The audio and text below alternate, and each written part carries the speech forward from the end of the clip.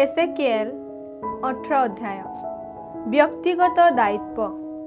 प्रभु मते पुनराय कहिले, पितृपुरुष माने आंबिल द्राक्षाफल आहार कले, संतान मानकर दत्त खटा होइछि।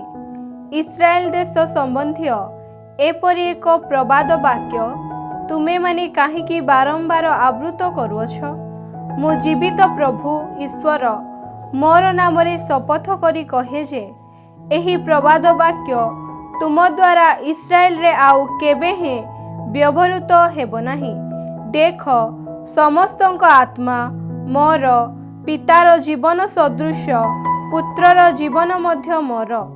जे पाप करिब तार आत्मा मृत्यु मुखरे पड़िब। कौनसी व्यक्ति जदि नीतिनिष्ठ थाए व नीतिनिष्ठ तथा यथार्थ कर्म करे, से जदि पर्वत गुड़िकरे भजन करे नाही किंबा इस्राएल रो अन्यान्य पितुला सकल आड़े निज चक्षु उठाए नाही, निज प्रतिवेशीर पत्नी को कलंकित करे नाही किंबा रजस्वला कालरे कौनसी नारी सहित सहवास करे नाही, काहा प्रति कौनसी उपद्रव करे नाही, खातक को तार बंधक वस्तु फेराई दिए, चोरी करे नाही, क्षुधातुर को निज आहार प्रदान करे, उलग्न लोक को वस्त्र परिहित कराए, सुध आदाय करे नाही किंबा कौनसी लाभ आदाय करे नाही, कौनसी दोष करे नाही, मनुष्य मनुष्य मध्यरे न्याय विचार करे, मोर नियमावलीर अनुसरण पूर्वक विचरण करे व मोर निर्देशनामा गुड़िको पालन करिबा पाई प्रयासी हुए, तेबे से नीतिनिष्ठ लोक अटे। प्रभु ईश्वर कहती, से अवश्य जीवित होई रहिबो। किंतु सेही लोकर पुत्र जदि जणे चोर व रक्तपाती हुए, से जदि पूर्वोक्त कौनसी कर्तव्य पालन करे नाही, बरं पर्वत समूह उपरे भजन करे, निज प्रतिवेशीर पत्नी को कलुषित करे, निर्धन तथा दीनहीन मानंकु अत्याचार करे, चोरी करे, बंधक वस्तु फेराए नाही, पितुला गुड़िक आड़े निज चक्षु उठाए, घृण्य कर्म करे, सुध पाई ऋण दिए व लाभ आदाय करे, तेबे से कौन जीवित रहिबो? से जीवित रहिबो नाही। एही सबु घृण्य कार्य करिथिबा जगु से अवश्य मृत्युवरण करिबो। तार रक्त ता उपरे पड़िबो। किंतु तार जणे पुत्र जन्म हेला परे सेही पुत्र निज पिता द्वारा संपादित कर्म देखि जदि भय विह्वल हुए व से परि कौनसी कार्य करे नाही, पर्वत सकल उपरे से जदि भजन करे नाही, इस्राएल रो पितुला गुड़िक आड़े निज चक्षु उठाए नाही, निज प्रतिवेशीर पत्नी को कलुषित करे नाही, काहा प्रति कौनसी उपद्रव करे नाही, कौनसी बंधक दाबी करे नाही, चोरी करे नाही, बरं क्षुधातुर को निज आहार प्रदान करे, उलग्न लोक को वस्त्र परिहित कराए, कौनसी दोष करे नाही, कौनसी सुध किंबा लाभ आदाय करे नाही, मोर निर्देशनामा सकल पालन करे व मोर नियमावलीर अनुसरण पूर्वक विचरण करे, तेबे से निज पिता द्वारा संपादित कौनसी दोष सकाशे मृत्युवरण करिब नाही। से अवश्य जीवित रहिबो। किंतु तार पिता जेउ अन्याय करिथिला, निज भ्रातार वस्तु को चोरी करिथिला व स्वजन मानक मध्यरे असत् कार्य करिथिला, से निज दोष सकाशे अवश्य मृत्युमुखरे पड़िब। तथापि तुमे माने प्रश्न करुअछ जे निजर पितार दोष पाई उद्दिष्ट दंड पुत्र प्रति वर्तिबा काहीकि अनुचित।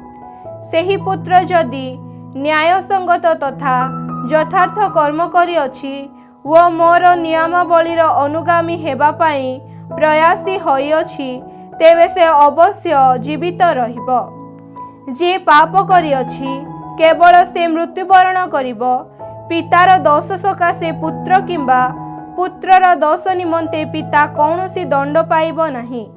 नीतिनिष्ठ लोकर नीतिनिष्ठा ता उपरे वर्तिब व दुष्टर दुष्टता ता उपरे वर्तिब।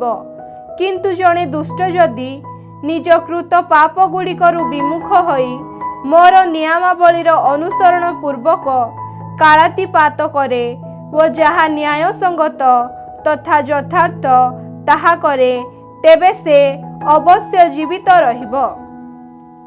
से मृत्युवरण करिबो नाही।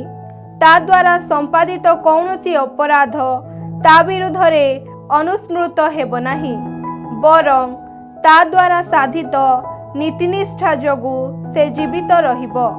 प्रभु ईश्वर प्रश्न करती, दुष्टर मृत्युरे मु कौन संतुष्ट हुए, बरं तार मार्गरु विमुख होई से जेपरी जीवित रहे मु कौन यह अभिलाष करे नाही। किंतु जेबे जणे नीतिनिष्ठ लोक निज नीतिनिष्ठ पथरु विमुख होई दोष करे व दुष्ट जेउ घृण्य कर्म करे से जदि ताहा करे तेबे से कौन जीवित होई रहिबो। ता द्वारा संपादित कौनसी नीतिनिष्ठ कर्म स्मरण करा जिवो नाही, बरं ताकु दोषी साब्यस्त करुथिबा सेही विद्रोह जोगु व ता द्वारा साधित पाप सकाशु से मृत्युवरण करिबो। तथापि तुमे माने कहुअछ प्रभुंकर मार्ग न्याय संगत नुहे। हे इस्राएल रो गृह, वर्तमान सुण, मोर मार्ग कौन न्याय संगत नुहे। जहा अन्यायजनक ताहा कौन तुम्भमानंकर पथ नुहे। जणे नीतिनिष्ठ लोक जेबे निज नीतिनिष्ठ मार्गरु ओहरी जाई दोष करे तेबे से सेथि सकाशे मृत्युवरण करिबो। से जेउ दोष करिअछि सेथि निमंते से मृत्युवरण करिबो। सेहीपरि कौनसी दुष्ट जेबे निज द्वारा संपादित दुष्टतारु विमुख होई न्याय संगत तथा यथार्थ कर्म करे तेबे से निज जीवन रक्षा करिबो। कारण निज द्वारा संपादित अपराध सकल हृदयंगम करी से समस्तरु विमुख हेला। से अवश्य जीवित रहिबो, से मृत्युवरण करिबो नाही। तथापि इस्राएल गृह कहे प्रभुंकर मार्ग न्याय संगत नुहे। हे इस्राएल गृह, मोर मार्ग सकल कौन न्याय संगत नुहे। तुम मानकर मार्ग सबु कौन अन्यायजनक नुहे। सुतरां प्रभु ईश्वर कहती, हे इस्राएल गृह, प्रत्येक को तार कर्म अनुसारे मु विचार करिबी। पश्चाताप सहकारे तुम निजर समस्त अपराधरु विमुख हुओ। काले दोष तुम मानकर विनाश घटाई पारे। मो विरुद्धरे तुम द्वारा संपादित समस्त अपराध दूर कर व तुम निमंते एक नूतन हृदय तथा नूतन आत्मा लाभ कर। हे इस्राएल गृह, तुमे काहीकि मृत्यु मुखरे पड़िब। कारण प्रभु ईश्वर कहती, काहारी मृत्युरे मु संतुष्ट हुए नाही। सुतरां अनुताप कर व जीवित रुह। एसेकिएल 19 अध्याय। इस्राएल शासक मानक संबंध रे एक विलाप गीति। इस्राएल शासक मानक संबंध रे तुमे एक विलाप गीति गान कर। सिंह मानक मध्यरे एक सिंह थिला तुम मानकर माता। युवा सिंह मानक मध्यरे छकी बसी से निज शावक मानकु प्रतिपालन कला। ताहा द्वारा पालित शावक मानक मध्यरु गोटिए एक युवा सिंह हेला। से शिकार करबाकू शिखिला ओ मनुष्य मानकु ग्रास कला। जातिगण ताहा संबंध रे सावधान हेले ओ से मानक गर्तरे पड़ी धरागला। से माने ताकू अंकुश द्वारा इजिप्ट को आनिले। ताहा संबंध रे जेउ प्रतीक्षा तथा आशा सेही सिंही पोषण करिथिला ताहा व्यर्थ होई जिबा जोगु सेही सिंही निज शावक मानक मध्यरु अन्य गटिकु युवा सिंह रूपे प्रतिपालन कला। से सिंह मानक मध्यरे भ्रमण कला वो एक युवा सिंह हेला। से शिकार करबाकू शिखिला वो मनुष्य मानकु ग्रास कला। से मानक दुर्ग समूह को विनाश कला वो से मानक नगरी सकल उच्छिन्न कला। ताहार गर्जन शुणी देश तथा देशवासी माने भयभीत हेले। सुतरां चतुर्पार्श्वरु जातिगण ताहा विरुद्धरे आसी ताहा उपरे जाल विस्तार कले वो से मानक गर्तरे पड़ी धरागला। से माने ताहाकू अंकुश द्वारा ପିଞ୍ଜରାବଦ୍ଧ କରି ବାବିଲନର ରାଜାଙ୍କ ପାଖକୁ ଆଣିଲେ। ଇସ୍ରାଏଲର ପର୍ବତ ସକଳ ଉପରେ ତାହାର ସ୍ୱର ଯେପରି ଆଉ କେବେ ହିଁ ଶୁଣା ନଯାଏ, ସେଥିସକାଶେ ସେମାନେ ତାହାକୁ କାରାରୁଦ୍ଧ କଲେ। ତୁମ ମାତା ଜଳାଶୟ ନିକଟରେ ରୋପିତ ଦ୍ରାକ୍ଷାକ୍ଷେତ୍ରର ଏକ ଦ୍ରାକ୍ଷାଳତା ସଦୃଶ। ପ୍ରଚୁର ଜଳ ପାଇ ତାହା ଶାଖା ପ୍ରଶାଖା ବିସ୍ତାର କଲା ଓ ପୂର୍ଣ୍ଣ ଭାବେ ଫଳ ଫଳିଲା। ତାହାର ଶକ୍ତିଶାଳୀ ଗଣ୍ଠି ଜଣେ ରାଜାଙ୍କର ରାଜଦଣ୍ଡ ହେଲା। ସବୁଜ ଭାବେ ବୃଦ୍ଧିପ୍ରାପ୍ତ ଶାଖା ପ୍ରଶାଖା ମଧ୍ୟରେ ତାହା ଊର୍ଦ୍ଧ୍ୱବିମୁଖୀ ହୋଇ ବଢ଼ିଲା। ବହୁ ଶାଖା ପ୍ରଶାଖା ବିଶିଷ୍ଟ ହୋଇ ତାହା ଉଚ୍ଚ ହୋଇଥିବା ଦେଖାଗଲା। କିନ୍ତୁ କ୍ରୋଧରେ ଉତ୍ପାଟିତ ହୋଇ ସେହି ଦ୍ରାକ୍ଷାଲତା ଭୂସ୍ଥଳୀରେ ପକାଗଲା। ପୂର୍ବୀୟ ବାୟୁ ତାହାକୁ ଶୁଷ୍କ କଲା ଓ ତାହାର ଫଳ ସବୁ ନଷ୍ଟ ହେଲା। ତାହାର ଦୃଢ଼ ଗଣ୍ଠି ଶୁଷ୍କ ହେଲା ଓ ଅଗ୍ନି ତାହାକୁ ଦଗ୍ଧ କଲା। ପୁଣି ବର୍ତ୍ତମାନ ତାହା ଏକ ଶୁଷ୍କ ତଥା ତୃଷାର୍ତ୍ତ ମରୁପ୍ରାନ୍ତରରେ ରୋପିତ ହୋଇଛି। ତାହାର ଏକ ଗଣ୍ଠିରୁ ଅଗ୍ନି ବାହାରି ତାହାର ଶାଖା ସକଳ ତଥା ଫଳ ସବୁ ଦଗ୍ଧ କରିଛି। ଫଳରେ ଜଣେ ରାଜାଙ୍କ ରାଜଦଣ୍ଡ ହେବା ପାଇଁ ଉପଯୁକ୍ତ କୌଣସି ଶକ୍ତିଶାଳୀ ଗଣ୍ଠି ସେଥିରେ ନାହିଁ। ଏହା ଏକ ବିଳାପ ଗୀତି ଓ ଏକ ବିଳାପ ହୋଇ ରହିବ। ଏସେକିଏଲ 20 ଅଧ୍ୟାୟ। ଇସ୍ରାଏଲର ଅନ୍ୟାନ୍ୟ ଅବିଶ୍ୱସ୍ତତାର ଏକ ବିବରଣୀ। ଇସ୍ରାଏଲର ବୟୋଜ୍ୟେଷ୍ଠମାନଙ୍କ ମଧ୍ୟରୁ କେତେଜଣ ସପ୍ତମ ବର୍ଷର ପଞ୍ଚମ ମାସର ଦଶମ ଦିବସରେ ପ୍ରଭୁଙ୍କର ଅଭୀଷ୍ଟ ସନ୍ଧାନ କରିବା ପାଇଁ ଆସି ମୋ ସମ୍ମୁଖରେ ଉପବିଷ୍ଟ ହେଲେ।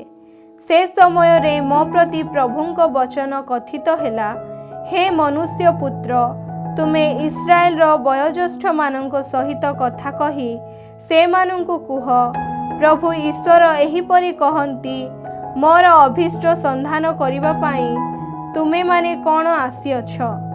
ମୁଁ ଜୀବିତ ପ୍ରଭୁ ଈଶ୍ୱର ମୋ ନାମରେ ଶପଥ କରି କହେ ଯେ, ଅନୁସନ୍ଧାନ କରି ତୁମେମାନେ ମୋ ଠାରୁ କୌଣସି ଉତ୍ତର ପ୍ରାପ୍ତ ହେବ ନାହିଁ। ତୁମେ କ'ଣ ସେମାନଙ୍କର ବିଚାର କରିବ? ହେ ମନୁଷ୍ୟ ପୁତ୍ର, ତୁମେ କ'ଣ ସେମାନଙ୍କ ବିଚାର କରିବ? ତାହା ହେଲେ ସେମାନଙ୍କ ପିତୃପୁରୁଷମାନଙ୍କ ଘୃଣ୍ୟ ବିଷୟ ସକଳ ସମ୍ପର୍କରେ ସେମାନଙ୍କୁ ଜଣାଅ। ତୁମେ ସେମାନଙ୍କୁ କୁହ, ପ୍ରଭୁ ଈଶ୍ୱର ଏହିପରି କହନ୍ତି, ଯେଉଁଦିନ ମୁଁ ଇସ୍ରାଏଲକୁ ମନୋନୀତ କଲି, ସେହିଦିନ ଯାକୁବଙ୍କ ଗୃହର ସନ୍ତାନମାନଙ୍କ ନିକଟରେ ମୁଁ ଶପଥ ଗ୍ରହଣ କଲି। ଇଜିପ୍ଟରେ ମୁଁ ସ୍ୱୟଂ ନିଜକୁ ସେମାନଙ୍କ ନିକଟରେ ପ୍ରକାଶିତ କଲି ଓ ଶପଥ ପୂର୍ବକ ମୁଁ ସେମାନଙ୍କୁ କହିଲି, ମୁଁ ଅଟେ ପ୍ରଭୁ ତୁମମାନଙ୍କ ଈଶ୍ୱର।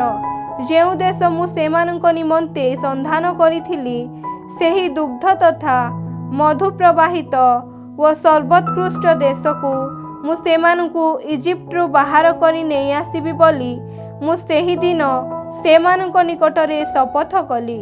ମୁଁ ସେମାନଙ୍କୁ କହିଲି, ତୁମମାନଙ୍କ ଚକ୍ଷୁକୁ ଯାହା ତୃପ୍ତି ପ୍ରଦାନ କରେ, ସେହି ଘୃଣ୍ୟ ବିଷୟ ସବୁ ତୁମମାନଙ୍କ ମଧ୍ୟରୁ ପ୍ରତ୍ୟେକ ଦୂରେଇ ଦିଅ ଓ ଇଜିପ୍ଟର ପିତୁଳା ସମୂହ ଦ୍ୱାରା ତୁମେମାନେ ନିଜ ନିଜକୁ କଳୁଷିତ କର ନାହିଁ। ମୁଁ ଅଟେ ପ୍ରଭୁ ତୁମ୍ଭମାନଙ୍କର ଈଶ୍ୱର।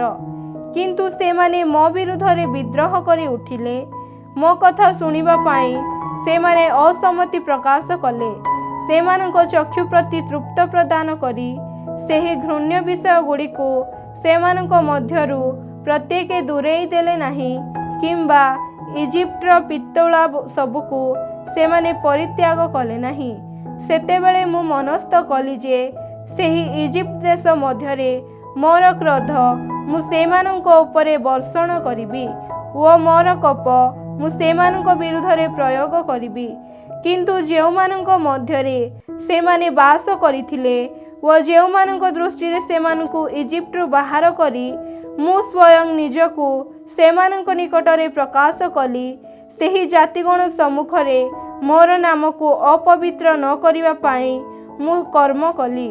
ସୁତରାଂ ସେମାନଙ୍କୁ ଇଜିପ୍ଟରୁ ବାହାର କରି ମୁଁ ସେମାନଙ୍କୁ ମରୁପ୍ରାନ୍ତରକୁ ଘେନି ଆସିଲି, ଯାହା ପାଳନ କରି ସେମାନେ ଜୀବିତ ହୋଇ ରହିବେ।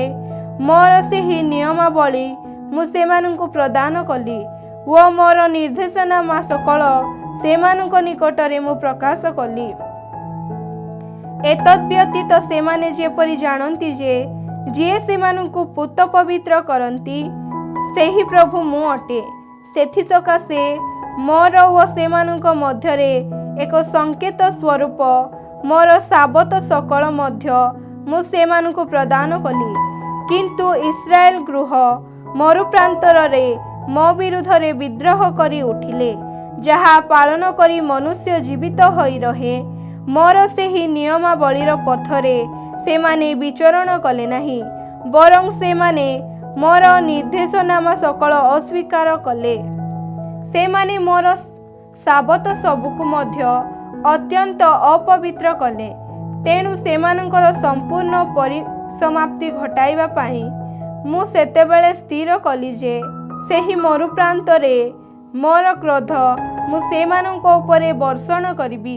किंतु जेउमानंक दृष्टिरे मु सेमानंक बाहर करी आनिथिली सेही जातिगण सम्मुखरे मोर नामकु अपवित्र न करिबा पाई मु कर्म कली। एतद् व्यतीत मरु प्रांतरे मु सेमानंक निकटरे शपथ कली जे जेउ देश मु सेमानंकु प्रदान करिथिली सेही दुग्ध तथा मधु प्रवाहित ओ सर्वोत्कृष्ट देशकु मु सेमानंकु आनिबी नाही, कारण सेमाने मोर निर्देशनामा सकल स्वीकार कले, मोर नियमावलीर पथरे विचरण कले नाही ओ मोर साबत सकल अपवित्र कले। कारण सेमानंक हृदय सेमानंक पितुला समूहर मध्य पश्चात गमन करिथिला। तथापि करुणापूर्वक मु सेमानंक प्रति दृष्टिपात कली, मु सेमानंक विनाश कली नाही, किंबा मरु प्रांतरे मु सेमानंकर संपूर्ण परिसमाप्ति घटाइली नाही।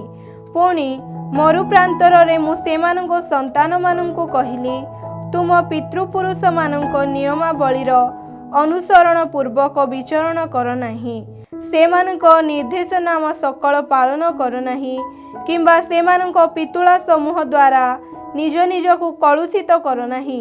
मु अटे प्रभु तुम मानंकर ईश्वर। मोर नियमावलीर अनुसरण पूर्वक विचरण कर ओ मोर निर्देशनामा समूहर अनुगत हेबा पाई यत्नवान हुओ। तुमे माने जेपरि जानो जे मु अटे प्रभु तुम मानंक ईश्वर, एवं मोर ओ तुम मानंक मध्यरे जेपरि एक एक संकेत रहे, सेथि सकाशे मोर साबत सकल पूत पवित्र कर। मात्र सेही संतान माने मो विरुद्धरे विद्रोह करी उठिले, जहा पालन करी मनुष्य जीवित होई रहे। मोर सेही नियमावलीर अनुसरण पूर्वक सेमाने विचरण कले नाही ओ मोर निर्देशनामा समूहर अनुगत हेबा पाई सेमाने यत्नवान हेले नाही। सेमाने मोर साबत सकल मध्य अपवित्र कले। सेतेबेले मु मनस्थ कली जे सेही मरु प्रांतरे मोर क्रोध मु सेमानंक उपरे वर्षण करिबी ओ मोर कोप मु सेमानंक विरुद्धरे प्रयोग करिबी। मात्र जेउमानंक दृष्टिरे मु सेमानंकु बाहर करी आनिथिली सेही जातिगण सम्मुखरे मोर नामको अपवित्र न करिबा पाई मोर हस्त मु प्रत्याहार कली ओ सेही नाम उद्देश्य मु कर्म कली। एतद् व्यतीत मरु प्रांतरे सेमानंक निकटरे मु शपथ कली जे जातिगण मध्यरे मु सेमानंकु विक्षिप्त करिबी ओ देश सकल मध्यरे मु सेमानंकु विच्छिन्न करिबी, कारण सेमाने मोर निर्देशनामा गुड़िकु पालन कले नाही, मात्र मोर नियमावली को अस्वीकार कले ओ मोर साबत सकल अपवित्र कले ओ सेमानंक चक्षु सेमानंक पितृपुरुष मानंक पितुला समूह प्रति थिला। सुतरां मु सेमानंकु अमंगलकर नियमावली ओ जीवन अनुपयोगी निर्देशनामा सकल प्रदान कली। आउ सेमानंक प्रथमजात पुत्र मानंकु सेमाने होमबलि रूपे उत्सर्ग करिबा निमंते मु सेमानंकु प्रवर्ताइबा द्वारा मु सेमानंकु कलुषित कली। सेमाने जेपरि शंकाग्रस्त हुअन्ति ओ सेमाने जेपरि जानन्ति जे मु अटे प्रभु, सेथि सकाशे मु एहिपरि करिथिली। सुतरां हे मनुष्य पुत्र, इस्राएल गृह सहित कथा कही सेमानंकु कुह, प्रभु ईश्वर एहा कहन्ति, तुम पितृपुरुष माने एथिरे मध्य मो प्रति अविश्वस्त आचरण करी मते निंदा कले। कारण जेउ देश सेमानंकु प्रदान करिबा पई मु शपथ कली, सेहिठाकु सेमानंकु आनिबा बेले सेमाने जेउ समस्त स्थान रे उच्च पहाड़ किंबा पत्रपूर्ण वृक्ष देखिबाकु पाइले, सेठारे सेमाने नैवेद्य उत्सर्ग कले व तद्वारा मते कुपित कले। सेठारे सेमाने सुगंध धूप अर्चना कले व पानीय बलि ढालिले। मु सेमानंकु पचारिली, तुमे माने जेउठाकु जाउअछ सेही उच्च पूजास्थली कौन? सुतरां से स्थान आज पर्यंत बामा नामरे अभिहित। तेणु इस्राएल गृह को कुह, प्रभु ईश्वर एहा कहन्ति, तुम पितृपुरुष मानक भली तुमे माने मध्य कौन निज निज को अपवित्र करिब व सेमानक घृण्य विषय सकलर पश्चात गमन करी निज निज को पथभ्रष्ट कराइब। तुम मानक नैवेद्य अर्पण करिबा व निज निज पुत्र मानकु होम बलि रूपे उत्सर्ग करिबा बेले आज पर्यंत तुमे माने सेही पितुला समूह जगु निज निज को कलुषित करुअछ। हे इस्राएल गृह, तुमे कौन मोर अभीष्ट संधान करिब?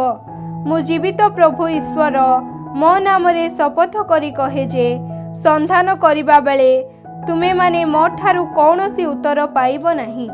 आमे माने मध्य जातिगण सदृश व विभिन्न देश निवासी गोष्ठी सकल तुल्य हेबा व काठ तथा पत्थर को आराधना करिबा तुम मानकर एहिपरि मनचिंता केबे हे सार्थक हेब नाही।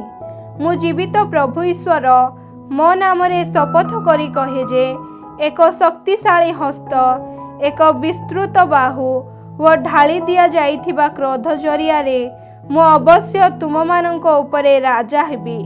एक शक्तिशाली हस्त, एक विस्तृत बाहु व ढाली दिया जाइथिबा क्रोध जरिया रे मु तुम मानकु जाति सकल मध्यरु बाहर करी आनिबी व जेउठारे तुमे माने विक्षिप्त होइछ सेही राज्य समूहरु मु तुम मानकु एकत्रित करिबी। आउ मु तुम मानकु जातिगणर मरु प्रांतरकु नेइ जिबी। सेठारे मु तुम मानकर सम्मुखा सम्मुखी होई तुम मानकु विचार करिबी।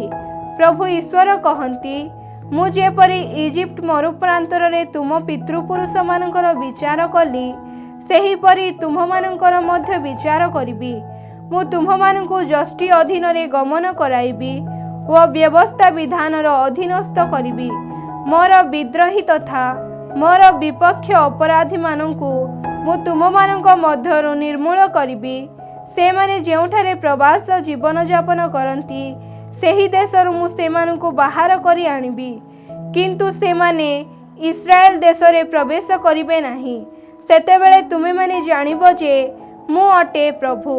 हे इस्राएल गृह, प्रभु ईश्वर तुमको एहा कहन्ति, तुमे जदि मोर वचन शुणिब नाही, तेबे तुमे प्रत्येक वर्तमान तथा एथि उतारे तुम पितुला गुड़िक उपासना कर, किंतु तुम नैवेद्य उत्सर्ग तथा प्रतिमा सकल द्वारा तुमे माने आउ केबे हे मोर पवित्र नाम अपवित्र करिब नाही। कारण प्रभु ईश्वर कहन्ति, समग्र इस्राएल गृह व समस्त देशवासी मोर पवित्र पर्वत उपरे इस्राएल पर्वत शिखर उपरे देश मध्यरे मते आराधना करिबे। मु सेमानकु सेठारे ग्रहण करिबी। तुम मानक समस्त पवित्र उपहार सकल व आद्य फलर नैवेद्य मु सेठारे दाबी करिबी। विक्षिप्त होई तुमे माने जेउठारे वास करुअछ सेही देशर मु तुम मानकु एकत्रित करिबी। जातिगण मध्यरु तुम मानकु बाहर करी आनिबा बेले प्रीतकर सुगंध धूप सदृश मु तुम मानकु ग्रहण करिबी व जातिगण सम्मुखरे तुम मानक मध्यरे मोर पवित्रता मु प्रकाश करिबी। तुम पितृपुरुष मानकु जेउ देश प्रदान करिबा पाई मु प्रतिज्ञाबद्ध होइथिली सेही इस्राएल देश को तुम मानकु आनिबा बेले तुम्हे माने जानिबो जे मु अटे प्रभु। पुणी जहा तुम मानकु कलुषित कला तुमर सेही मार्गावली तथा कार्यकलाप संबंधरे तुम्हें माने सेठारे स्मरण करिब। तुम द्वारा संपादित समस्त अनिष्ट कर्म स्मरण करी तुम्हें तुम निजको घृणा करिब। हे इस्राएल गृह, प्रभु ईश्वर कहती, तुम्भमानଙ୍କର असत मार्गावली किंबा दुष्ट कार्यकलाप अनुसारे नुहे, बरं मोर नाम अनुरूपे मु तुम प्रति आचरण करिबि। सेतेबेले तुम्हे माने जानिब जे मु अटे प्रभु। प्रभु मते कहिले, हे मनुष्य पुत्र, दक्षिण दिग आड़े तुम मुख रखी ताहा विरुद्धरे कथा कुह। नेगेब्र अरण्य विपक्षरे प्रवचन दिय। नेगेब्र अरण्य को कुह, प्रभुंकर वचन शुण। प्रभु ईश्वर एहिपरि कहती, देख मु तुम मध्यरे एक अग्नि जलाइबी। तुम मध्यस्थ प्रत्येक सतेज तथा शुष्क वृक्ष को ताहा दग्ध करिब। सेही उज्ज्वल अग्निशिखा निर्वापित हेब नाही व दक्षिणरू उत्तर पर्यंत समस्त देशवासी तद्वारा दग्धीभूत हेबे। समस्त मांस विशेष जानिबे जे मु प्रभु ताहा ज्वलाई अछि, ताहा निर्वापित हेब नाही। सेतेबेले मु कहिली, प्रभु हे ईश्वर, लोके मो संबंधरे कहती जे से कौन रूपक वर्णनाकारी नुहे।